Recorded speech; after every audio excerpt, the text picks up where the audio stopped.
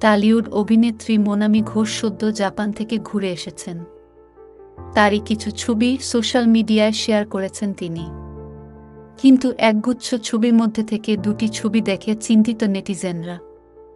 আনন্দবাজারের প্রতিবেদন অনুযায়ী মোনামি ঘোষের সোশ্যাল মিডিয়ায় শেয়ার করা ছবির মধ্যে থেকে দুটি ছবি ভাইরাল হয়েছে।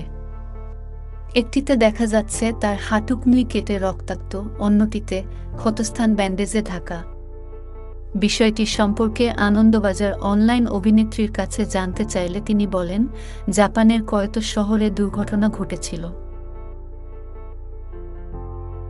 ওখানে ইলেকট্রিক বাইকের প্রচলন বেশি, প্রত্যেকের বাড়িতে, রাস্তার মোড়ে দেখা যায় এই গাড়ি।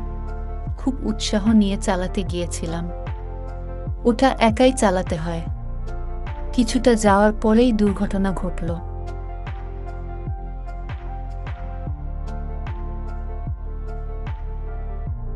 এ সময় তিনি আরও জানান, তাল সামলাতে না পেরে ছিটকে পড়েন মোনামি। খোয়া ছড়ানো রাস্তার উপরে পড়ে হাত পা কেটে যায়। অভিনেত্রীর মতে, ভাগ্যিস সামনে কোনো বড় গাড়ি ছিল না, তাহলে আর নিজের হাতে পায়ে হাঁটাচলা করতে হতো না।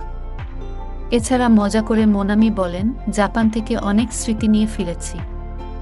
সব ভালো ভালো স্মৃতি, একটা অন্যরকম কিছু থাকবে না।